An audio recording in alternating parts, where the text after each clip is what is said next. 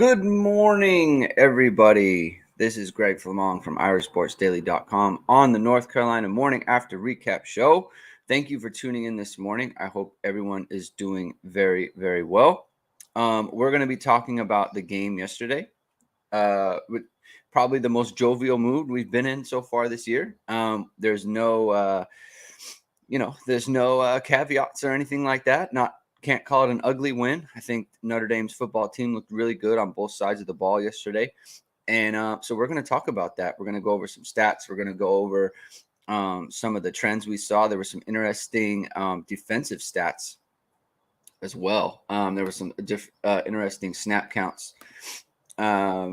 Chris Unhurted, greetings. Thank you very much for tuning in. Drew Payment, thank you very much for being here. It is a party. It is a party. Notre Dame beats North Carolina 45-32. And remember, if you're just tuning in, or if you're listening to this recap for the first time, I do this every week. Around the same time, 6:30 Pacific time, 9:30 Eastern time. Talking about the game and that sort of thing. And if you like what you hear and you like what you see, hit subscribe button, hit the like button. This is a really good time. I love doing this show. It's like one of my favorite things, just to wake up and talk about the game. Notre Dame for life. Good morning. All feels good waking up this AM. Absolutely. It was, I remember I think it was definitely the Marshall game. I think the Ohio State game didn't have like a feeling of dread, but the Marshall game was like waking up that morning was like, oh boy, man, I don't know. There's not a lot to feel good about with this team right now. And that's completely switched, right? I feel like coming out of this game, there's a ton to feel good about. So it's a nice feeling to wake up and there's so many good positive parts of the football team. And now we have the whole season. I feel like going into the bye, there's a whole season of things to look forward to, given the things that we saw in this game with getting the running backs involved. 49 touches for those guys, rushing and receiving, 353 yards, 4 touchdowns. And obviously they left a touchdown out there with Audric fumbling going into the end zone. So there's just so much excitement there. I think the way that they used Drew Pine yesterday and the way the offense clicked, it's one thing to try things. It's one thing to try getting someone going. And it's another thing to have it work the way it did. And obviously North Carolina is not a good defense. We talked about that. Jamie and I talked about that on the Hit and Hustle show on Thursday about, we haven't seen Notre Dame look real good on offense. But this North Carolina team is not good, right? I compared this game at that point to the 2018 Wake Forest game, where Notre Dame made the change to Ian Book after they didn't look good on offense for the first 3 weeks with Brandon Wimbush. Couldn't get the offense going, couldn't get the passing game going. They made the switch to Book, and even in that game, they started a little bit slow, like Notre Dame did in this one. They go 3 and out in the first possession, and nothing looks real good, right? And I thought, they started slow. The defense started slow. They gave up a touchdown on the first drive, but then they figure it out, and they figure it out, and then they went forward. And I think Notre Dame for life here makes a really good point. We have to move on from Marshall loss. It happens. Look at Oklahoma losing to Kansas State at home. Absolutely. And I think, before we get into all the numbers and everything like that, I think just big picture, I think what this game does is it allows Marcus Freeman to tell the team the Marshall game doesn't matter, right? Like it's honestly like throw it out because it's not important, because that game is a reflection of their play that day, not a reflection of them as a team, because look, the last thing you want as a coach is for your team to feel like they aren't good. And when you feel like you're not good, then you expect bad things to happen because you feel like, well, we're not a good team and bad things happen to good teams, and now you see this game and the way it went and how the offense moved. I think it's a huge pick me up for the defense, because the defense knows, like, hey, we got an offense that can score. So if we string together stops, they're going to do it for us. it's such a key from a mental standpoint, from a psychological standpoint. Good morning, Josh Miller, men and women, ladies and gentlemen. Thank you very much. Thank you for popping in the show. Happy to have you. Do I think it was a couple weeks removed from Marshall that maybe Josh from OFD is right that it was more of a trap game? I mean, maybe in hindsight we can look at it like that. I think Notre Dame, a trap game to me is like a game that you don't you're overlooking in the sense that you're looking on to something else. Like, I don't think Notre Dame was, I mean, maybe they were coming down off of the Ohio State game, and so I guess maybe a letdown game, more of that. But I don't know, the home opener for your new head coach. Like, I think Notre Dame was engaged, just didn't play well. They just didn't play a good game. But that's, maybe I'm quibbling with definitions, right? Like, I think Josh, you could make a good case for it, especially because Jude picked it, I believe, to be the trap game in the props to start the year. So, but yeah, maybe. Let's see. Annie Davis reminded me of the UVA game a couple years ago. They had a scrambling quarterback, wide receivers were making plays, someone in the trenches. I think you're talking about 2019. I think that's what you're saying. A little bit. I said the Wake Forest game because that Wake Forest defense was terrible, and we knew, we knew that defense was terrible, and Notre Dame could get healthy against them and get right, and they did. And then the thing about that too is it carried on. It carried on for the rest of the season, and I think Notre Dame, they did enough good things where I think they can carry this on for the rest of the year on offense. I just thought there was enough there. They did a really good job. This is a good point by Notre Dame superfan. Seam routes and wheel routes utilize our most talented offensive players. Use them each once per half at a minimum. Exactly. I think we're all thinking of the kind of the wheel to Logan Diggs. Notre Dame's run a version of that to different players now. Right? They ran it to Michael Mayer against Marshall. They did it against Logan Diggs. You still had you had the post behind it. So it was a really good play. And they had Mayer. Pine had Mayer on another one, and he just missed him, threw it short. So that really big game going to Mayer. Getting Mayer involved was obviously like a big key. You always want to show that you can showcase your best player. And Notre Dame did, right? Because everyone's going into a game thinking about stopping Michael Mayer. And so if you can get him the ball anyway, and if you can get him going, that's going to be a big deal. I'm going to put up the final stats here real quick. And let me just drop myself down here. All right. So let's look at the total yards. 576 for Notre Dame. 289 passing, 287 rushing. Sack adjusted, that's 294 rushing. 5.9 yards per carry, which is a good number, right? It honestly doesn't matter when you're running for that many yards, because it's with the complement of the passing game as well. It's interesting. North Carolina only 367 total yards on the game. And you have the big play, the 64-yarder at the end, and then you had an 80-yarder earlier.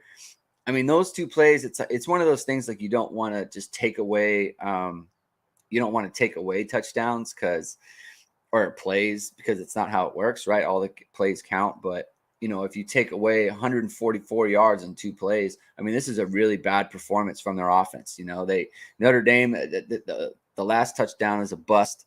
From Cam, he lets the wide receiver go, which is a mental error on his part. Not really need to get into it. Just, don't do that. And then you have, Clarence Lewis getting beat and Xavier Watts not getting over in time. And I think those we haven't seen those explosives against Notre Dame all year. We didn't even see it against Ohio State. Was not even close. So,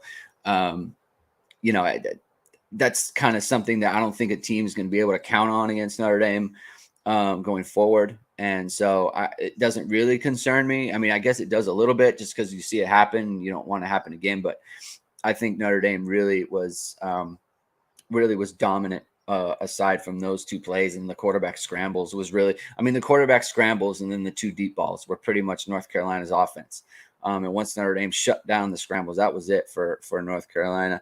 Time of possession, 38 minutes for Notre Dame, 21 minutes for North Carolina. That's dominance, right? Controlling the ball. 25 more plays total for Notre Dame, 85, 60 for North Carolina. I mean, Notre Dame almost had as many carries. Notre Dame had 51 carries on the game, and North Carolina has 60 plays total. So 9 less plays on the ground for Notre Dame. So that's a huge one. I mean, Drew Pine, 24 of 34, 289, 3 touchdowns, passer rating 171. I mean, God bless him. God bless that performance. I mean, that's good stuff. That's really good. You just wouldn't offensively. Well, so this is interesting. I don't know if that's, I don't know how, it's hard to go back, right? I think Notre Dame wanted to do these things. I think they wanted to do this exact thing. I think Notre Dame, they wanted to get running up the middle, and they just didn't have the push against Marshall and Ohio State. They didn't have it. They didn't have the efficiency from Buckner. They just didn't have it in those games. And it's not to say, I feel like if the line was blocking like this, this would be, they really could have gotten Buckner going on the ground, and I think all of the throws that Drew Pine is making, I mean, look at, they're not asking him to do too much, right? It's, I was looking at the PFF numbers and his depth of target stuff, and he's right at that 0 to 10 yards, like right in the middle. I'm just going to bring it up. So he's 12 of 13 between 0 and 10 yards for 138 yards and 1 touchdown. And that's in the middle of the field. If you look at the entire middle of the field here, so we're got that 3, 16, 20. So Notre Dame is 18 of 20 between the numbers for 158, 188 yards. That's where they're doing their work, right? And it's not like he took a bunch of deep shots, right? Like he took a few, right? And good for him for that. But you're 1 for 3 from 20 and plus yards, and you are 3 of 6 from 10 to 20 yards, right? Like Notre Dame's not pushing the ball down the field. His average up to target was 8.9, which is obviously better than the previous game, but it's not like they're air raid chucking the ball deep all over the place. It was a controlled passing game, but you get players on the run like Michael Mayer and Logan Diggs, and you can make plays off of that stuff, right? And obviously the play to Logan Diggs where he's walking in the end zone, I mean, that's good play design, that's execution, that's all those things, right? And the thing we've been talking about is, I think the plays have been there, the execution is not, and then the execution has picked up in the last 2 weeks, yesterday especially. And look at it, the results are the results, right? Those guys, they came out and played really well. So you're able to get Mayer seven catches for 88 and a touchdown, 7 of 9 targeted, 78%. And then you've got Lorenzo Styles, 5 for 69 and a touchdown. He got 7 targets at 71%. So you're spreading the ball around a little bit. They got Jaden Thomas involved, which was really nice to see. I thought he did really well with the ball in his hands. He looked confident securing those passes and getting upfield and making plays. I was really excited to see him get some work, because he's been in the game a lot without a lot of targets, right? He was going into this game, he was in 69 passing plays, only 4 targets, right? So he gets another 4 targets in this game. So it was good to see him move around a little bit and get the ball in his hands. It's got to be a big boost for him. And obviously the running backs, like I said before, 49 touches, 353, and 4 touchdowns. It's what you want, man. You want a dangerous team. You want a team that feels like they can hit you with multiple players. Multiple players gives the defense a lot to think about, right? Anyone they put in the game, they are they got to worry about them. They got to worry about, okay, this guy's going to get the ball. I think a lot of the time Notre Dame's had personnel groups where it's like, okay, this guy's out here that we don't have to worry about X, So that's not the case with this Notre Dame team. And interestingly, I should mention, so Logan Diggs, 12 touches, 14 Let's see, 13 touches, right? This doesn't really line up with the snap counts. Let me go back because I think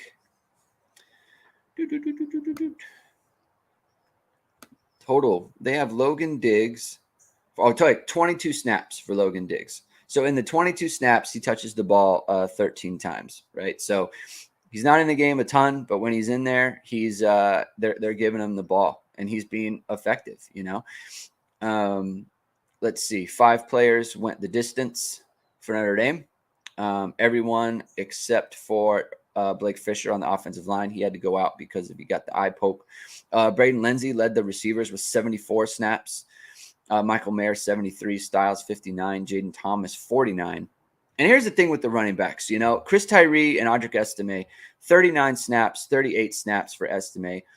And the beauty of that is those guys are going to be fresh. You know, you don't want a situation where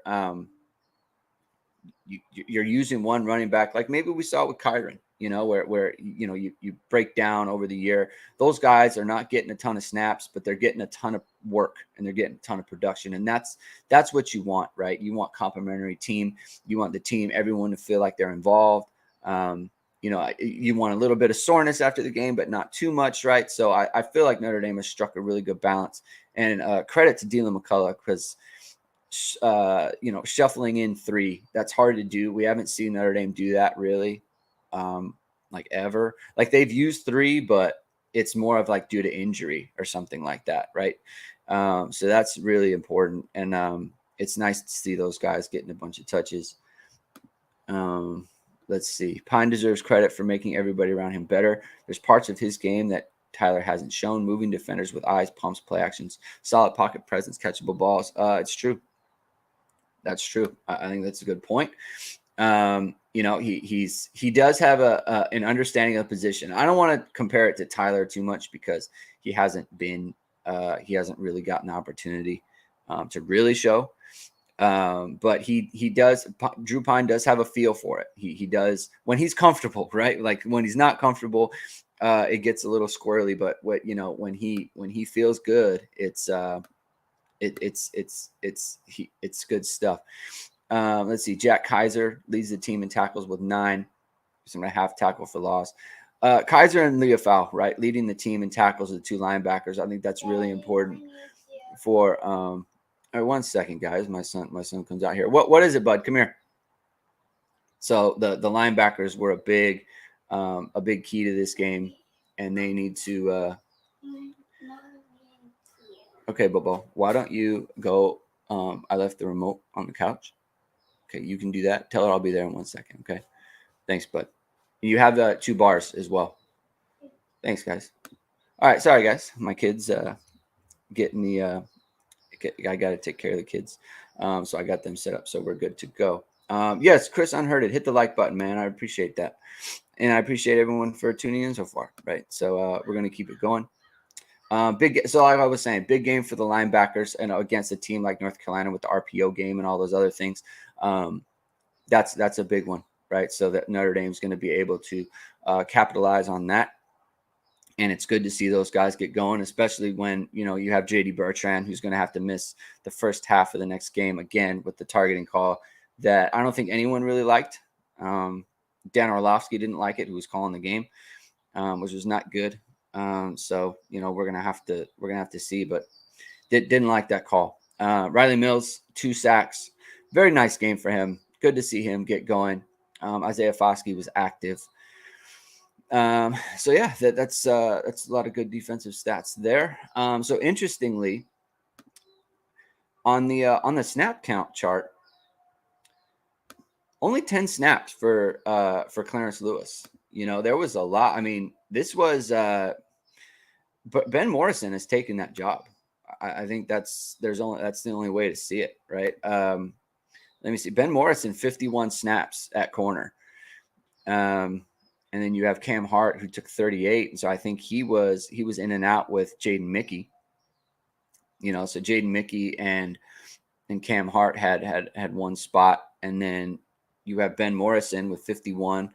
Obviously, Tariq Bracy leads the team again in snaps. He was one better than Isaiah Foskey in this game, 66-65, but only the 10 snaps for Clarence Lewis.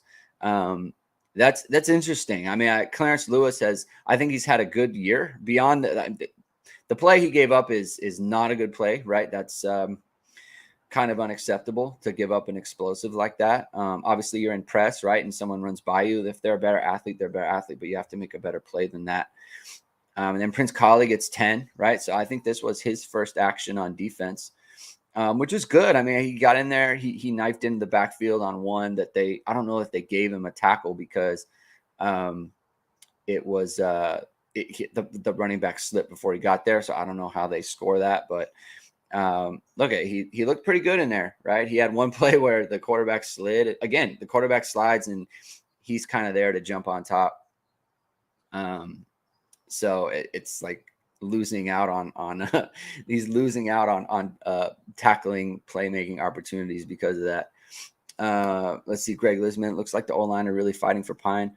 Yeah, I mean, I think that when you lose to Marshall, there's a challenge, right? And I think because Buckner goes out, the quarterback they're now fighting for is Pine, right? Because he's the quarterback who's in the game. So we can say like, oh, they're fighting for Pine or whatever. I think they're fighting for the fact that they're prideful players, and I'm sure Harry Heaston has really challenged them. So yeah, I mean, I agree with you. I think they are fighting for him, right? And I think the fact that he's well liked is obviously a positive. You're not bringing in a player that Notre Dame or the players, don't have good feelings about. So, but yeah, I think it was. I think it's good. They look great. They look like they are fighting for him, and they're obviously blocking a lot better. He did have a big time pass broken up. He's been up and down. I think the consistency hasn't been there, and I think the time missed in the off season. He had the shoulder. He didn't do any spring. No spring practice for him, and I think he was banged up a little bit in fall camp. I think the lack of practice has hurt him a little bit. I don't even know if he's fully right at this point. He hasn't been awful or anything like that. I think we just all expected a leap to be taken, and it hasn't been there. But that's look, he's got a whole season to kind of get going. And look at they're ceding reps a little bit to the young guys, which is okay. It's fine, right? Keep people fresh. You want multiple DBs ready to go. And, if they like Mickey and Morrison, obviously they like those guys that keep putting them in the game. So I think that's good for the team overall, but we'll see from Cam. It's a tough off season for him. And obviously the mental error for the touchdown. And he had kind of a mental error against Cal as well. So that's got to get cleaned up for sure. Hit and hustle dive on Morrison's play and how he won the job. You know what? He's just solid, right? He's very good. First of all, he's very sticky, right? So, even when he gets beat off the line, he just somehow is able to stick with the receiver. And that's obviously a really good trait. Like the opposite of the stickiness that you saw from Clarence Lewis, where he gets beat off the line and the running backs by him. Thanks, Drew. I appreciate it, man. Catch up later. Thanks as always. Go Irish. Thanks for popping in. I really appreciate you popping in on this Sunday morning. So Morrison, he gets beat and then he's there. He's beat off the line. You look like, oh man, he's going to give it up, and then he's on the hip. And that's like the best trait for any corner who's playing press, right? He's very comfortable there. He's very good hips. His feet are fantastic, right? So he's never caught leaning the wrong way. He can just flip his hips and get to where he wants to go. And he gets his hands on the ball, right? And that's those are the best traits for a corner. So yeah, Ben Morrison, he's a really, really good football player. All right, let's see from Notre Dame Superfan. Any comment on how this new era of college football with stipends, transfer portal, NIL has made outcomes more uncertain? Marshall be absent. Yeah, so I think it is different in that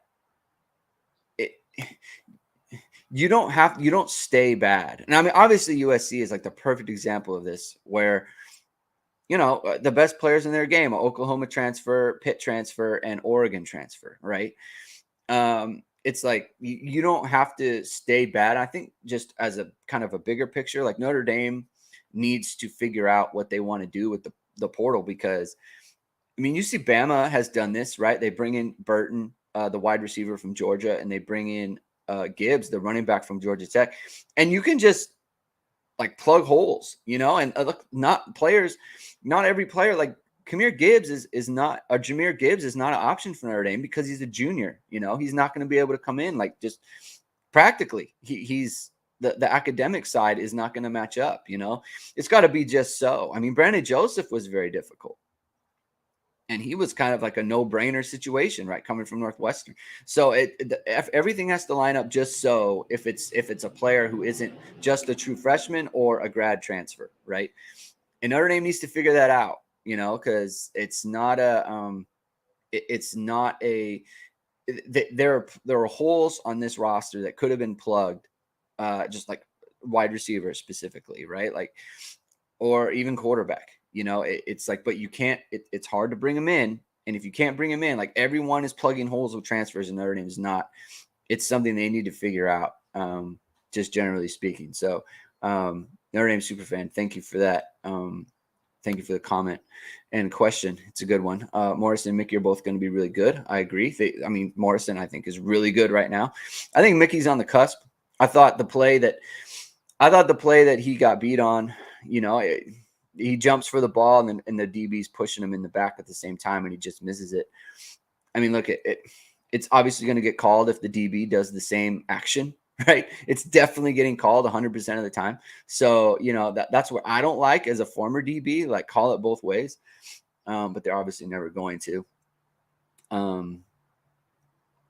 There's always upsets. I do think, though, I do think it is different. Well, it's like Notre Dame's playing Marshall. I mean, you have a bunch of transfers, right? I mean, so you are able, my point is like these teams, and I think his point is it's not that the upsets like aren't going to happen ever, or they've never happened before.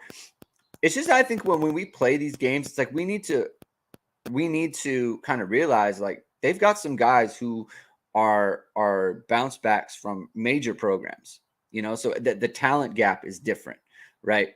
I think that's more of what he's talking about. It's just like the losing games to teams like this shouldn't have the stigma that it did prior to the portal, where people could just move in and out all the time.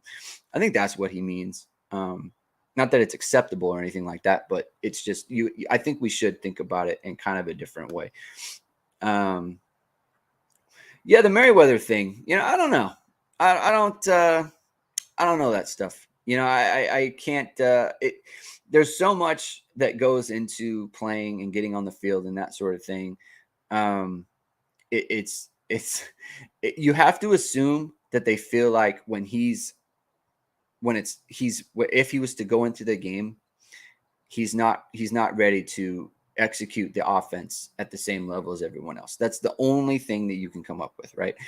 And unfortunately, we saw in the Cal game when I think he was supposed to go in motion on a play, and he didn't, and it messed up the play. And he didn't come in after that, and he didn't come in this game either. So, it's just kind of part of the learning curve, right? And maybe the bye week, he can spend the bye week. I know he's a motivated player. He's a motivated. He's going to put the work in. He's going to do everything he can to get on the field. But at the same token, right? I think we wanted him to play so much because of the way the receivers were playing just in general, right? It's like they're playing poorly, so this guy needs to come in who's really good, or a young guy who has good physical talent, but we don't know if he's there to, he knows the playbook, but he needs to play because those guys aren't doing it, right? Well, I think from Notre Dame's point of view, it's like, let's get better quarterback play, and then that will elevate the level of the receivers. That'll elevate the level of the receivers that are in the game right now. And then I think that's what we've seen. I think we saw that yesterday. The receivers look good. I don't think anyone has any complaints about the receivers. So if the receiver play is better, then people will stop kind of asking about Merriweather. But I think he has to be pushing, right? I think he's got to be motivated to get out there and learn the playbook and where he's supposed to be in his assignments and anything. That's fine. This is fine. Didn't come in and run block in the second half. I think there's a case to be made for that. I don't know. I don't know the ins and outs of why this isn't happening, right? We're seeing young guys get in. Okay. Eli Raridan's playing. Holden Stays is playing. Obviously, the corners are playing, right? So guys are getting in the game, and he's not, right? So it's not a staff thing. I don't think it's philosophical. We're not ready to play these guys. I think it's just his position. Oops. Do the coaches punish the freshmen like Merriweather when they mess up more harshly than veterans by denying playing time? Yeah, I guess. Yeah, because so the problem for a freshman is there's no proven track record, right? You have no, like Lindsay, right? If he messes up an assignment, well, he's been in the program for 5 years now, so they know, okay, his mistakes are small mistakes. We know he's not going to make a ton of mistakes over and over again, right? Runs the wrong route or something. It's like, and from what I, the false start Lindsay had, the Buckner missing him and Pine missing him, from what I understand, those are all not his errors. Those are on the quarterback, right? So I think that's important to keep in mind too. But yeah, I mean, if a freshman is not, if your assignments aren't right, if you're not doing something like going in motion at the right time, then it's going to be hard for you to get in the game because we have veterans, you at the very bare minimum need to do the mechanics of the offense without getting into the playmaking piece. So that's part of it. I don't think any of those guys should be concerned about that. I really don't. You have a team that's playing a ton of freshmen, and I just don't see the 23 guys being overly concerned because I wouldn't be. It's like I don't know what his story is. I know what my story is. I'm in control of me, right? And any player is going to think I'm in control of my own situation. So I don't think players are overly concerned about that stuff. But I could see, fans being concerned about it and just in terms of because they're not knowing, right? A little bit of worry.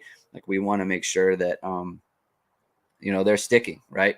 And speaking of which, I do think yesterday's game went a long way to getting those guys reassured. It's like, hey, you're committed to a good team and a good offense and a good program, I think that's a huge part of why that game was so important, just to kind of reassure, because the fans needed it too, right? So if you needed it, I'm sure recruits needed it. And so that's kind of how I feel about the game overall in terms of recruits. You didn't need to help him win the game. If they're trying to preserve red shirt, I can't imagine they want to try to red shirt him. You do not want him to be a 5-year player, so I get where you're coming from, but I maybe it's a make the snaps count kind of thing. But he should not be a 5-year player for Notre Dame. That would be bad. I mean, he can't be. He's the only one in his class. I mean, they do need to get him going. It's not okay that they're limited in numbers and there's a receiver who is on scholarship, only one in his class, and he's not getting on the field. That's not good. They do need to get him out there, just generally speaking. Let's see what you want to see coming into an off bye week, not scheme player wise. Well, here's the thing. Players, I mean, Tobias is really the only one who doesn't play. They all play. That's the other thing. I mean, the Notre Dame stats account, they tweeted during the game, it's let's play the backups. And I asked them what backups, Well, there are no backups that don't play. The only one is Tobias, really. I mean, you got Holden Stays out there. You got Eli Raridan out there. They play all the backs. They play all the wideouts aside from Tobias. Defensively, they play a ton of people. I mean, I don't. So, there are no backups. Player wise, I mean, let's see. You get the backs going still. I think that's what you want to do. I love the 21 stuff. I love the 21 personnel. I think that's their best lineup. Getting either Estime out there with Tyree or Tyree and Diggs. It's just, to me. Oh yeah, that's right. Colsey coming off the injury. So he played yesterday. He got, I want to say he got like 5 snaps, 10 snaps. Let me just check instead of just throwing out numbers, trying to remember off the top of my head. Colsey got 4 snaps, right? So he got 2 passing, 2 running, which he had gotten in on special teams. He did have the knee issue, and he still has the brace, right? So that's he's coming off of that. So off of the bye, I would expect Colsey to get going. Joe Wilkins obviously has the foot. Like, that's still a problem for him, pretty clearly, because he'd be playing more if he didn't have the foot problem, right? He's a good football player, and he's made plays in big games and that sort of thing.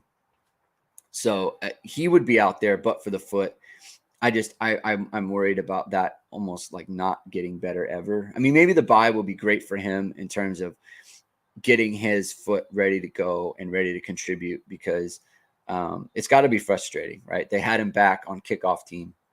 Yeah, no problem, man. Thank you. Thank you for being on the show. They had him back on kickoff team or kickoff return. He was like the blocker for Tyree, but all those kicks went into the end zone. So that was, what they had him doing. At least he's engaged that way. Because, he's a guy. It's like, you don't need to worry about preserving a year or anything like that, because this is his last go. So, but yeah, so CMAC, to get back to, player wise, I'm trying to think. You want to get DJ Brown and Ramon Henderson healthy, right? Henderson's got the ankle and DJ Brown's got the hamstring. I didn't see the DJ Brown injury. It didn't look like it was, something that was super serious. You don't want him to miss time because he's been one of the more consistent safeties. So you want to make sure that's okay. Like I said, I didn't see the injury, so I don't know if he was running and it popped or anything like that. Or if there was just tightness or whatever it was, but you want to get those guys healthy and ready to go. I wonder if Junior Tuihalamaka can get some more time in there, because JD Bertrand keeps missing. I mean, obviously it's going to be really good for his reps in practice, because they got to get him ready to go, because Bertrand didn't see the field too much. And speaking of snap counts, Bo Bauer didn't see a ton of time either. Which is interesting because of the injury to Bertrand going into it. But Bo Bauer, let's see, 7 snaps for Bauer, right? So not a ton of work. Julian Tuihalamaka got 3. It was interesting. Gabriel Rubio I thought he got some really good snaps at the beginning of the game along with Chris Smith. I thought he had more than 9. Maybe they were all at the beginning and it just seemed like you just assume he's going to stay out there a little bit more. But I thought he did some really good stuff in the beginning, just kind of being strong and holding the point of attack and that sort of thing. So I really like what we saw from those guys. So that's really important too, like getting those inside players some good work and giving Howard Cross and Jason Adamalola and those guys some Jacob Lacey some really good rest as the season goes on. Those are important. Is here to stay. I do. The offensive line that showed up the last 6 quarters is here to stay. I do. I don't think it'll look like this every week. But the thing is, it's 2 weeks in a row, especially from the left side. Joe Alt was Notre Dame's highest rated player on the day. I think he got an 85 grade from PFF, which is 85.1. Him and Mayer, the same grade. So that's 2 weeks in a row for Joe Alt. So they've got him playing some really good ball. Jarrett Patterson has really picked up his play. after the first game against Marshall. I mean, look, he storms off the field and takes the shirt off and the jersey off, and everyone's like, I don't know if that's like the best look or whatever. Then he goes out there against Cal and against North Carolina, puts up good performances, right? And I think same thing from Zeke Correll. Notre Dame's running up the middle a lot, right? They're going up straight up the field a lot, and obviously that can't happen without Zeke Correll doing a really good job. So I think those guys have answered the bell, and that's, again, 2 weeks in a row for those guys. I think Blake Fisher and Josh Lugg are coming along, right? I think Blake, he had a tough rep early in the game.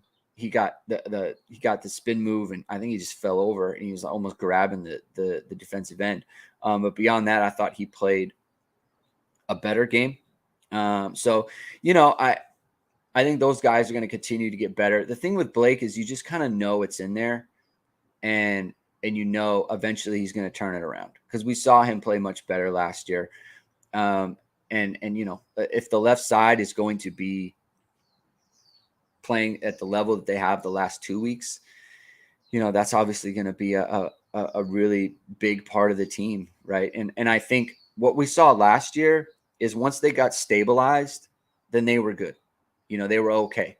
And I think this year, I think we're going to see the same thing. And obviously, Harry Hiestand, he's a good coach. He didn't have a good first 2 weeks for sure. I mean, frankly, awful first 2 weeks.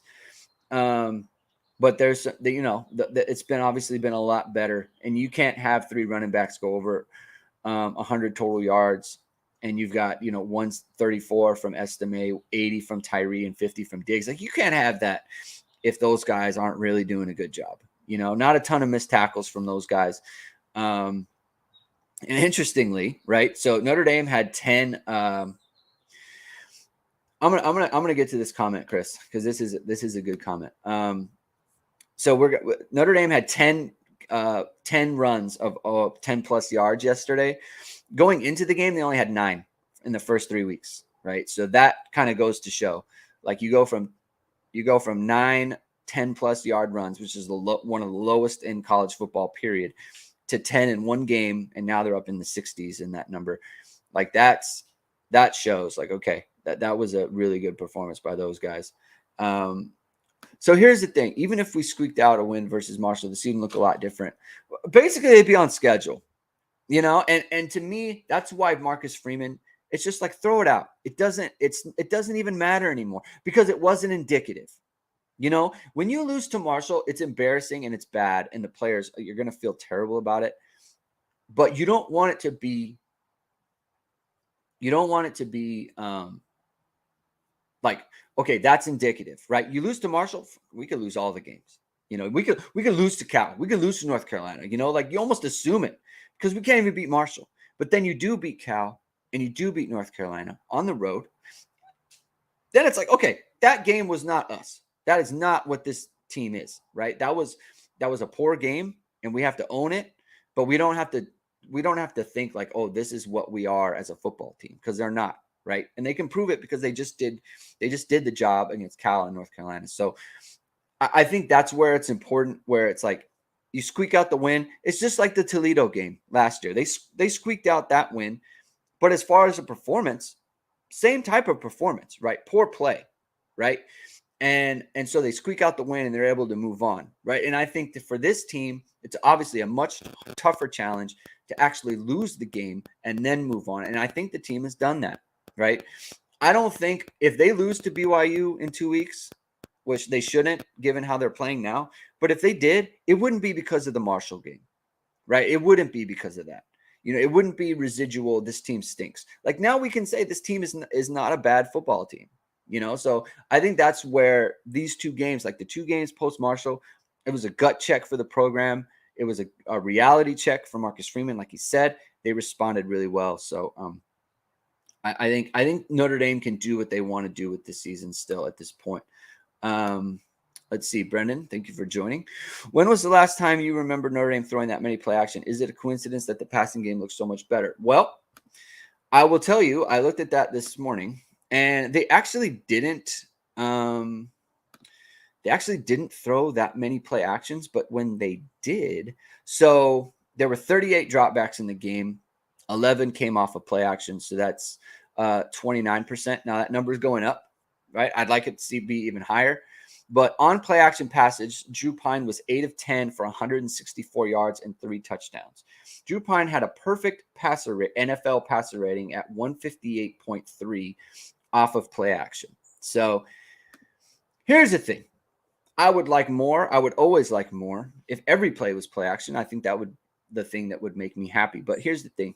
If you're going to be 8 of 10 for 164 and 3 touchdowns, then you are using play action defensively or effectively, and you are getting what you want out of it. So it'd be one thing if like 3 touchdowns, it'd be one thing if it was like in other games, it was like 3 or 4 for, 80 yards. And it's like, why aren't we doing more of this, right? You tried 11 times, you get 164 yards out of it and 3 touchdowns. Like that's good, right? You're using play action effectively and enough to where it's like you're really damaging the defense. Look, I think we assume it happened more because the plays that they did do it were so effective and so loud.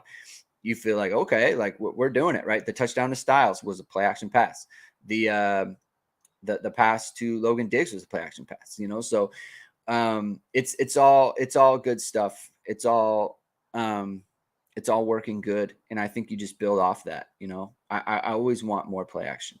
Look, I'm in this play to Styles, right? Freeze the safety. The safety's just standing there. Styles runs right by him, and it's a touchdown. Play action forever, man. So let's see. So any final comments from anybody? I have the kids by myself today, so I do have to get going a little bit sooner than normal. We are going to be, so I'm going to try to get some interviews on the Hit and Hustle pod. I'm going to see if I can get Troy Pride. I haven't texted him. I probably should just text him and ask him before I bring it up on the show, but I'm going to try to get Troy Pride on the show to talk about the 2018 season because he was on that team. Right. And I think that it's in terms of play, in the terms of the way the games have gone, I really think he has a story to tell about, turning the corner and feeling like rejuvenated by the offense and that sort of thing. And, the defense, starting strong, but, having poor performances from the offense. And then that 2018 Wake Forest game where things really blew up. So I do not follow the NFL because I do not have the time to follow the NFL like that. Except for the Ravens. Kyle forever. I hope he has a bounce back game today because last week was tough. But that's the NFL. That's life in the big city, as my dad likes to say. So I'm going to try to get Troy Pride on the show during the bye. We're going to be doing a lot more X and O stuff because I finally have some. I figured out a way to do the drawings. The circles and the X's and all that stuff. So I figured out a way how to do that. So I'm going to be doing more of that stuff. Chris Unhearded, thank you, man. I appreciate it. And look, before you pop out of here, hit the like button. And if you've never watched this show before, hit the subscribe button. Right? I want to keep this going. I want to keep growing this. This is a fun time. I love this show. So yeah, check out Irish Sports Daily. Check out the YouTube page. I'm going to be doing a lot more things. With that, I'm going to try to get Troy Pride on the show, talk about what the 2018 season, what he thinks about this team. He put out a tweet yesterday early in the game that he was going to turn into a troll fan. And obviously that turned around. So we're going to try to get him on and do that. Me and Jamie are going to have our shows on Tuesdays and Thursdays as always. So yeah, check in with us. Thank you everyone for tuning in. Have a good Sunday. We will talk to you next week.